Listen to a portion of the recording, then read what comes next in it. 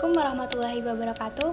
Perkenalkan, kami dari kelompok 8 yang beranggotakan saya, Suci Rozunia dengan BP 1910536009 dan teman saya Valentina Wulandari dengan BP 1910536029. Kami akan menampilkan materi mengenai imbalan kerja sesuai dengan PSAK 24.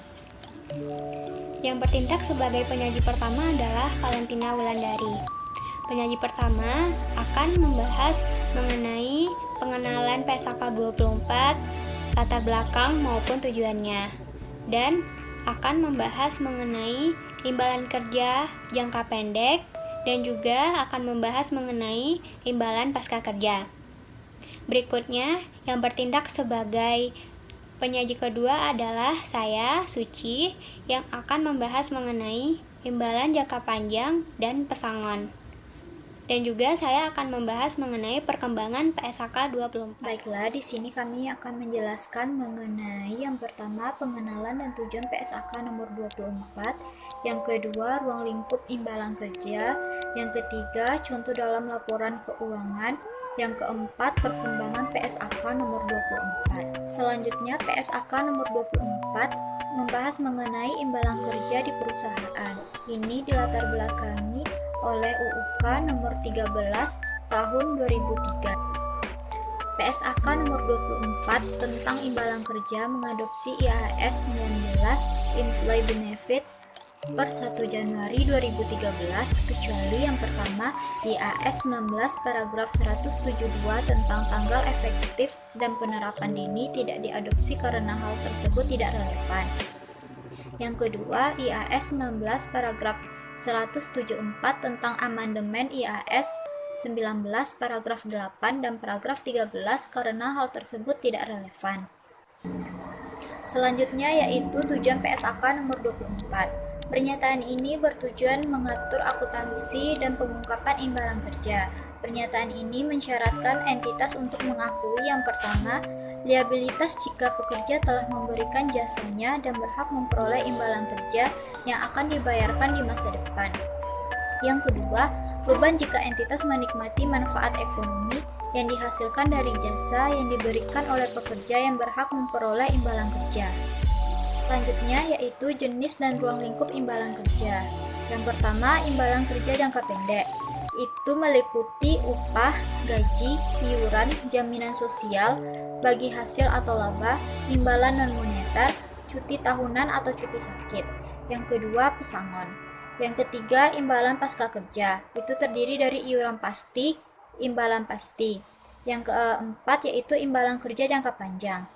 Ini diterapkan oleh pemberi kerja dalam pencatatan seluruh imbalan kerja, kecuali yang diatur dalam PSAK nomor 53 tentang akuntansi kompensasi berbasis saham. Selanjutnya, imbalan kerja meliputi imbalan yang diberikan kepada pekerja atau tanggungannya atau penerima manfaat dan dapat diselesaikan dengan pembayaran atau dengan penyediaan barang atau jasa, baik secara langsung kepada pekerja, suami atau istri mereka, anak-anak atau tanggungan lain, atau kepada pihak lain, seperti perusahaan asuransi.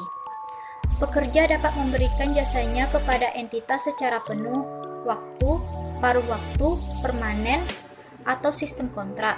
Untuk memenuhi tujuan pernyataan ini, yang dimaksud dengan pekerja adalah seluruh pekerja termasuk direktur dan personil manajemen lainnya. Selanjutnya, pengertian imbalan kerja. Imbalan kerja adalah seluruh bentuk imbalan yang diberikan suatu entitas dalam pertukaran atas jasa yang diberikan oleh pekerja atau untuk pemutusan kontrak kerja. Selanjutnya yaitu imbalan kerja jangka pendek, merupakan imbalan kerja yang jatuh temponya kurang dari 12 bulan. Contoh dari imbalan kerja jangka pendek adalah gaji, iuran jaminan sosial, cuti tahunan atau cuti sakit, bagi laba dan bonus jika terutang dalam waktu 12 bulan pada periode akhir pelaporan. Lalu, imbalan yang tidak berbentuk uang atau imbalan kesehatan, rumah, mobil, barang dan jasa yang diberikan secara cuma-cuma atau melalui subsidi. Selanjutnya, pengakuan dan pengukuran imbalan jangka pendek. diakui saat pekerja telah memberikan jasa. Liabilitas jangka pendek sebagai liabilitas setelah dikurangi yang telah dibayar. Beban dibayar di muka jika terjadi kelebihan pembayaran.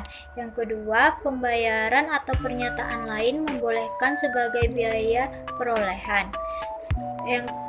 Lalu, cuti berimbalan jangka pendek. Ini boleh diakumulasi jika diakui pada saat pekerja memberikan jasa. Lalu, cuti berimbalan yang tidak boleh diakumulasi. Ini diakui saat cuti terjadi. Selanjutnya, imbalan jangka pendek cuti. Entitas mengakui biaya perkiraan imbalan kerja jangka pendek dalam bentuk cuti berbayar. Yang pertama, dalam hal cuti berbayar dapat diakumulasi pada saat pekerja memberikan jasa. Yang kedua, dalam hal cuti berbayar tidak dapat diakumulasi pada saat cuti terjadi. Entitas mengukur biaya perkiraan dari cuti berbayar yang dapat diakumulasi sebagai jumlah tambahan yang diharapkan akan dibayar oleh entitas akibat hak yang belum digunakan dan telah terakumulasi pada akhir periode pelaporan. Selanjutnya yaitu contoh. PTA memiliki 100 karyawan yang diberikan cuti berimbalan sebesar 1 juta untuk 10 hari kerja. Selama tahun 2015, karyawan yang cuti 6 hari 80 orang, sedangkan sisanya cuti 10 hari kerja.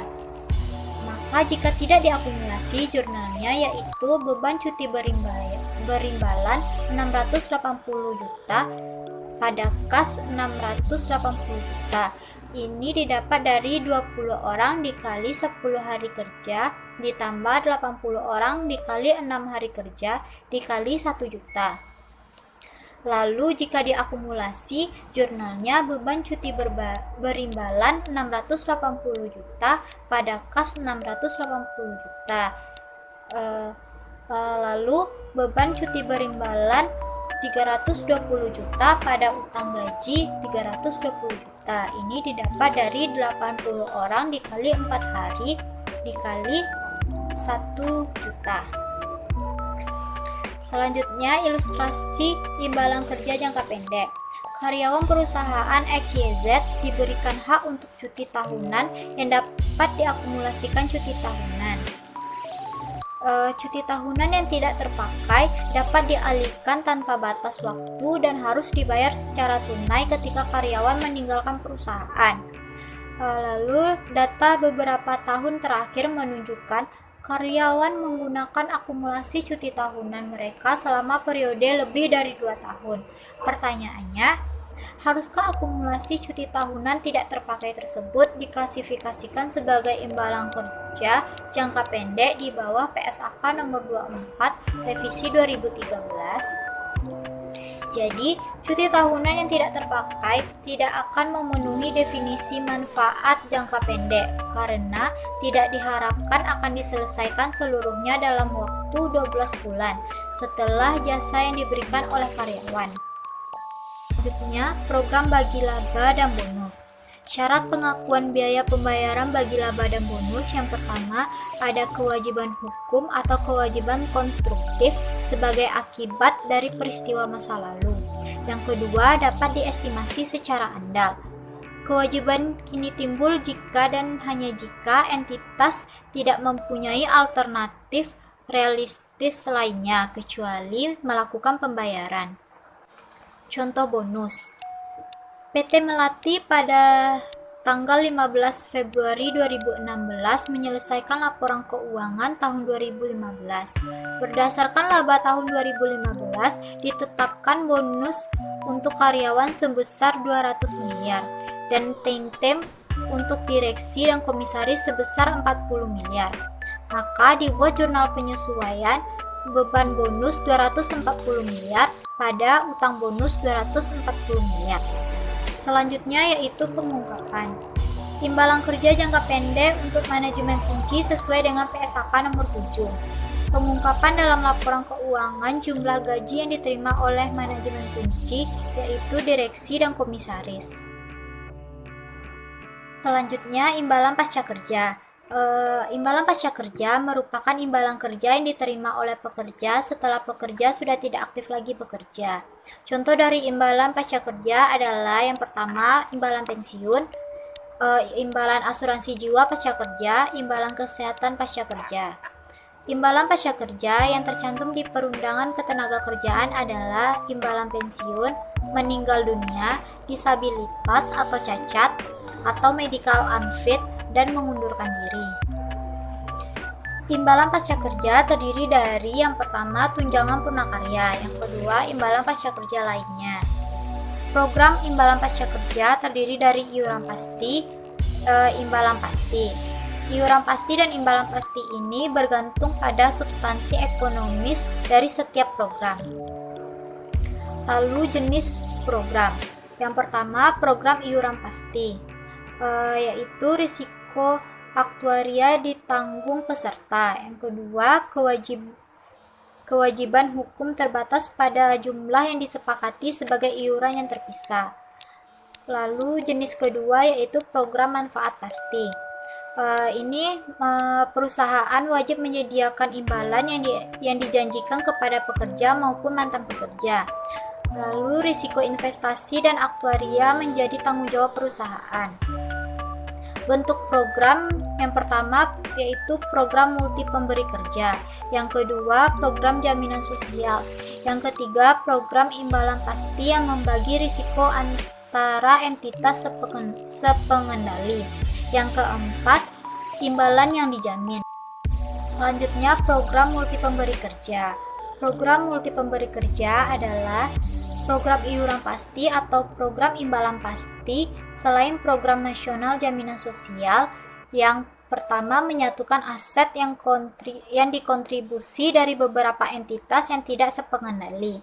Yang kedua menggunakan aset tersebut untuk memberikan imbalan kepada para pekerja dari lebih satu entitas dengan dasar bahwa tingkat iuran dan imbalan ditentukan tanpa memperhatikan identitas entitas mempekerjakan pekerja tersebut. Lalu klasifikasi sesuai ketentuan program. Yang pertama, program iuran pasti. Yang kedua, program imbalan pasti, yang mana melaporkan bagian proporsionalnya atas kewajiban imbalan pasti. Aset program dan biaya yang terkait dengan program tersebut dengan cara yang sama dengan program imbalan pasti lainnya, dan menggunakan informasi yang dipersyaratkan. Jika informasi memadai tidak tersebut iuran pasti. Lalu program jaminan sosial. Program jaminan sosial merupakan cara yang sama seperti program multi pemberi kerja. Umumnya program iuran pasti dicirikan sebagai imbalan pasti atau iuran pasti berdasarkan kewajiban entitas dalam program. Lalu selanjutnya program iuran pasti. Pengakuan dan pengukurannya. Pertama, diakui sebagai beban. Kedua, diakui liabilitas setelah dikurangi dengan iuran telah dibayar atau aset atau pembayaran di muka jika terdapat kelebihan. Jika iuran tidak jatuh tempo seluruhnya dalam 12 bulan, maka didiskontokan. Lalu pengungkapan. Pertama, jumlah yang diakui sebagai beban untuk program iuran pasti. Yang kedua, informasi program iuran pasti untuk personel manajemen kunci. Contoh dari iuran pasti.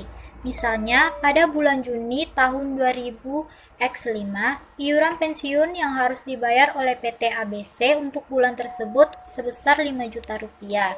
Jika iuran tersebut dibayar semua, maka jurnal yang dibuat yaitu beban 5 juta pada kas 5 juta.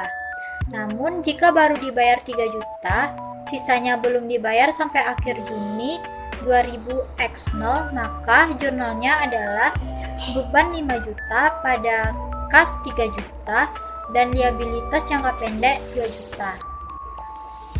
Selanjutnya, program imbalan pasti, yaitu entitas menghitung kewajiban hukum dan konstruktif.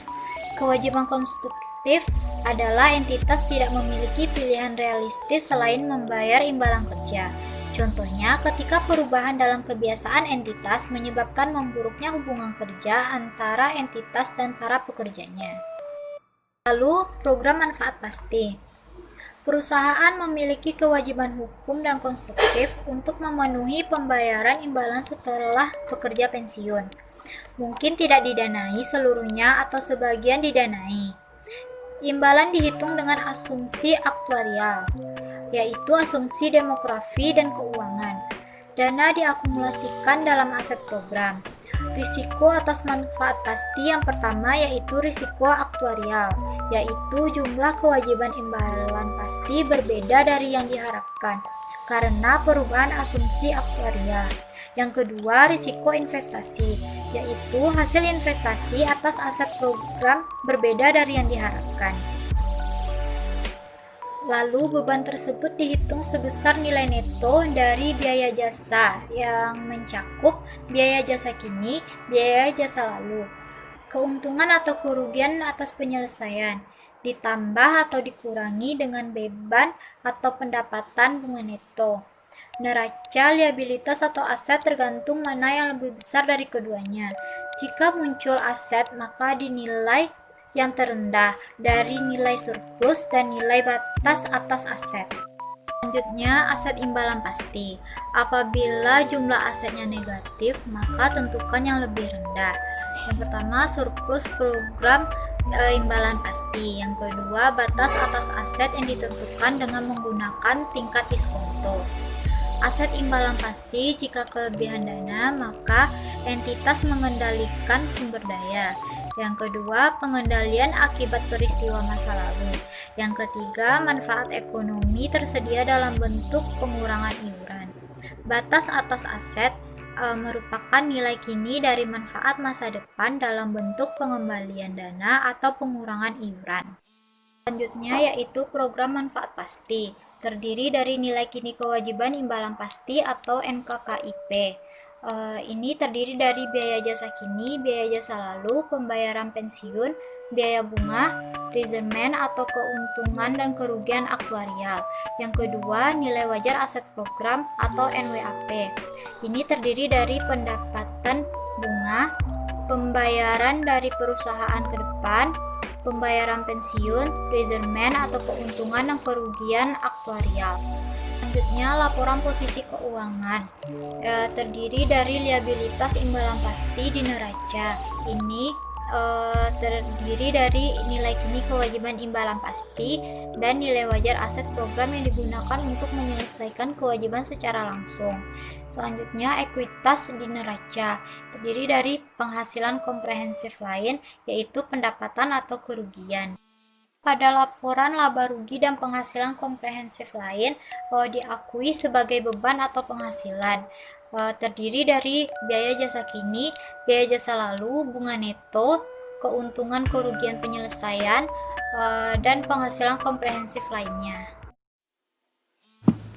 Baiklah, sekarang kita akan masuk ke bagian imbalan jangka panjang. Apa itu imbalan jangka panjang? Imbalan jangka panjang adalah imbalan kerja yang jatuh temponya lebih dari 12 bulan. Nah, apa-apa saja yang termasuk imbalan jangka panjang? Yang pertama yaitu cuti berimbalan jangka panjang, penghargaan masa kerja atau imbalan jasa jangka panjang lainnya. Yang ketiga, imbalan catat permanen. Yang keempat, utang bagi laba dan bonus yang dibayar lebih dari 12 bulan setelah akhir periode pelaporan saat pekerja memberikan jasanya. Dan kompensasi yang ditangguhkan yang dibayar lebih dari 12 bulan sesudah akhir dari periode pelaporan saat jasa diberikan. Nah, imbalan kerja jangka panjang ini diakui sebagai liabilitas. Imbalan kerja jangka panjang ini adalah total nilai neto dari jumlah nilai kini kewajiban imbalan pasti pada akhir periode pelaporan dikurangi dengan nilai wajar dari aset program pada akhir periode pelaporan jika ada selain kewajiban yang harus dilunasi secara langsung. Di sini, entitas harus mengakui total nilai neto dari jumlah berikut ini sebagai beban atau pendapatan, yakni biaya jasa kini, biaya bunga neto atas liabilitas, imbalan pasti neto, dan pengukuran kembali liabilitas, imbalan pasti neto, bagian penghasilan komprehensif lain. Nah, sekarang kita masuk ke dalam klasifikasi terakhir imbalan kerja, yakni adalah pesangon. Apa itu pesangon? Pesangon adalah imbalan kerja yang diberikan karena perusahaan berkomitmen untuk yang pertama, memberhentikan seseorang atau lebih pekerja sebelum mencapai usia pensiun normal, dan menawarkan pesangon PHK untuk pekerja yang menerima penawaran pengunduran diri secara sukarela.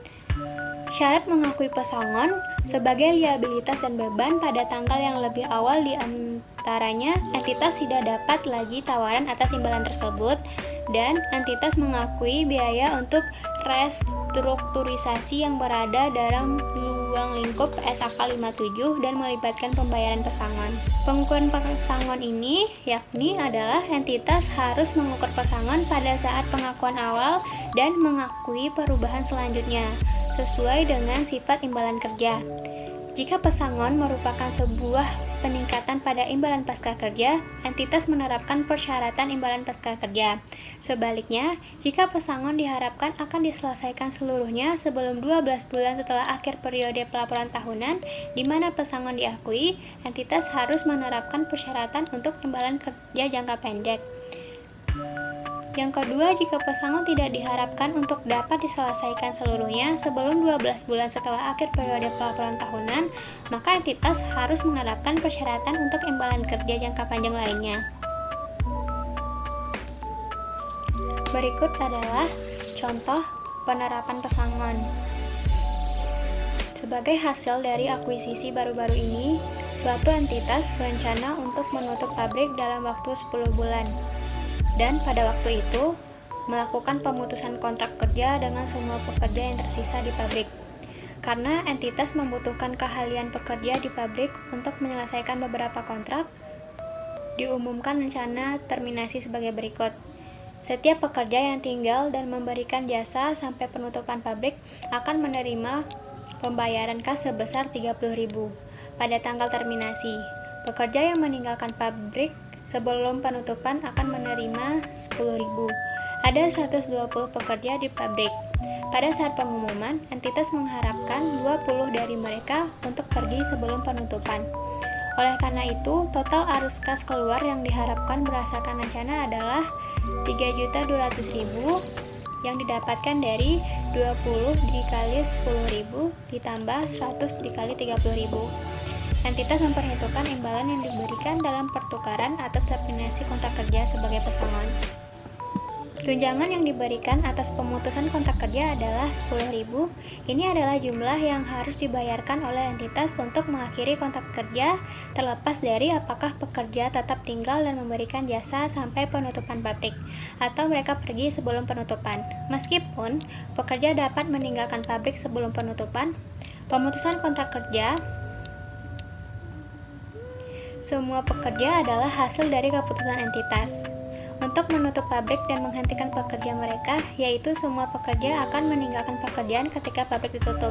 Oleh karena itu, entitas mengakui kewajiban 1.200.000 yang ini didapatkan dari 120 dikali 110.000 untuk pesangon yang diberikan sesuai dengan program imbalan kerja pada saat yang lebih awal antara ketika rencana terminasi diumumkan dan ketika entitas mengakui restrukturisasi biaya terkait dengan penutupan pabrik.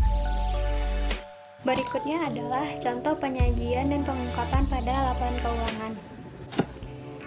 Bisa dilihat pada layar, kewajiban pensiun dan imbalan pasca kerja lainnya termasuk ke dalam liabilitas jangka panjang.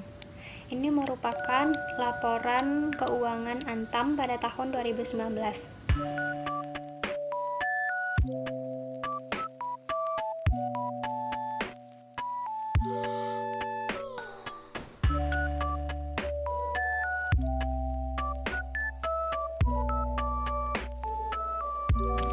Pembahasan yang berikutnya adalah perkembangan PSAK 24. Pembahasan selanjutnya adalah mengenai perkembangan PSAK 24.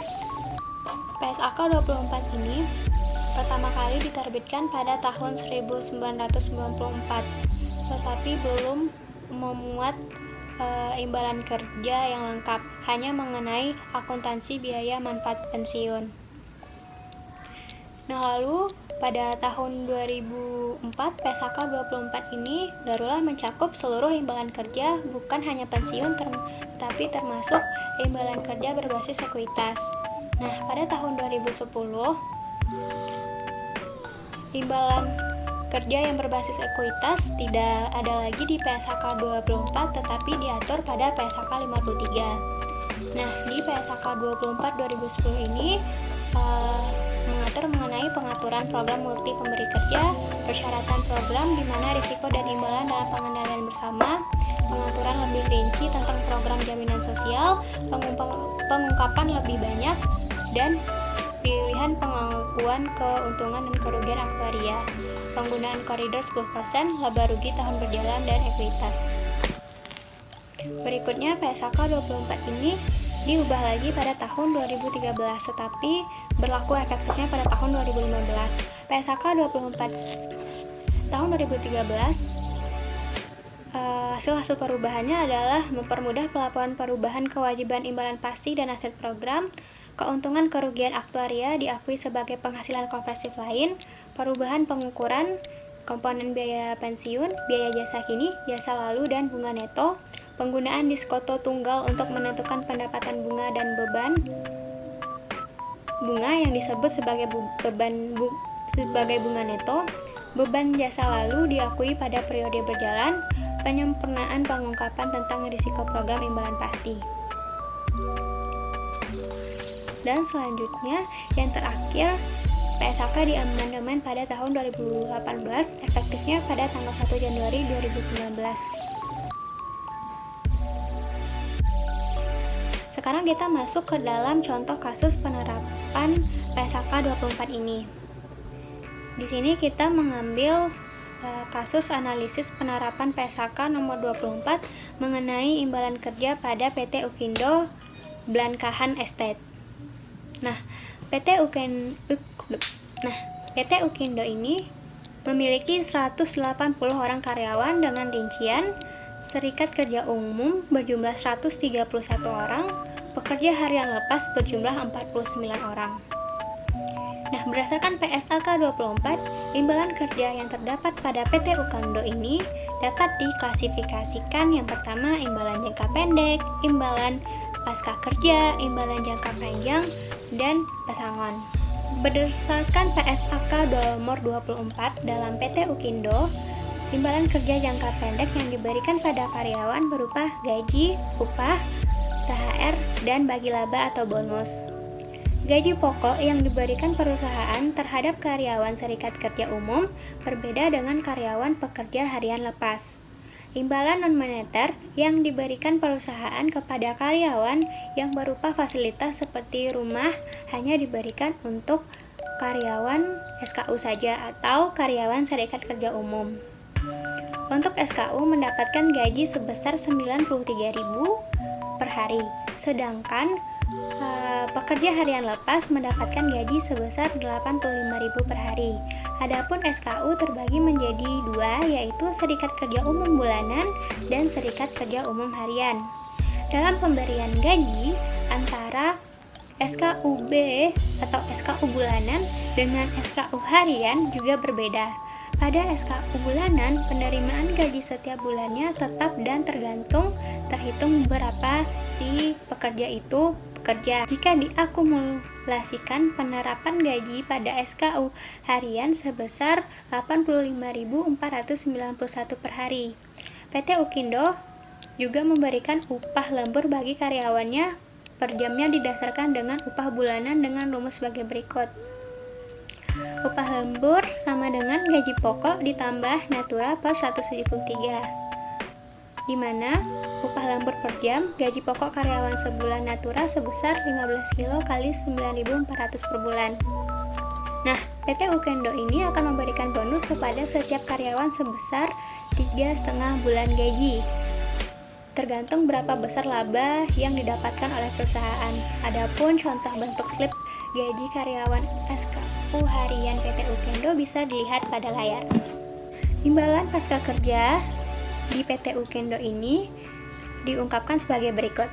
Perusahaan memiliki program iuran pasti, di mana program iuran pasti adalah iuran pensiun yang dibayar oleh perusahaan kepada sebuah entitas terpisah, yakni BPJS Ketenagakerjaan. Berikutnya, besar persentase yang diungkapkan oleh perusahaan atau peserta program pensiun BPJS, yaitu untuk BPJS Tenaga Kerja 5,7% dengan potongan dari gaji karyawan sebesar 2%, dan 3,7% lainnya ditanggung oleh perusahaan. Untuk BPJS pensiun sebesar 3% dengan potongan dari gaji karyawan sebesar 2% dan 1% ditanggung oleh perusahaan PT Opindo. PT Opindo juga memberikan BPJS Kesehatan untuk setiap karyawan sebesar 4% dengan potongan dari gaji karyawan sebesar 1% dan 3% ditanggung oleh perusahaan. Opindo ini tidak memberikan imbalan kerja jangka panjang lainnya berupa cuti jangka panjang yang berbayar. Untuk cuti jangka panjang akan diberikan tetapi tidak diberikan bayaran, dan apabila terjadi kecelakaan kerja yang mengakibatkan cacat permanen, perusahaan menyerahkan kepada BPJS atau asuransi, sehingga perusahaan tidak melakukan pengakuan dan pencatatan atas hal tersebut. Jika cuti panjang tersebut tidak digunakan, maka cuti akan hangus. Perusahaan juga tidak menyediakan penghargaan atau piagam untuk atas masa kerja karyawan.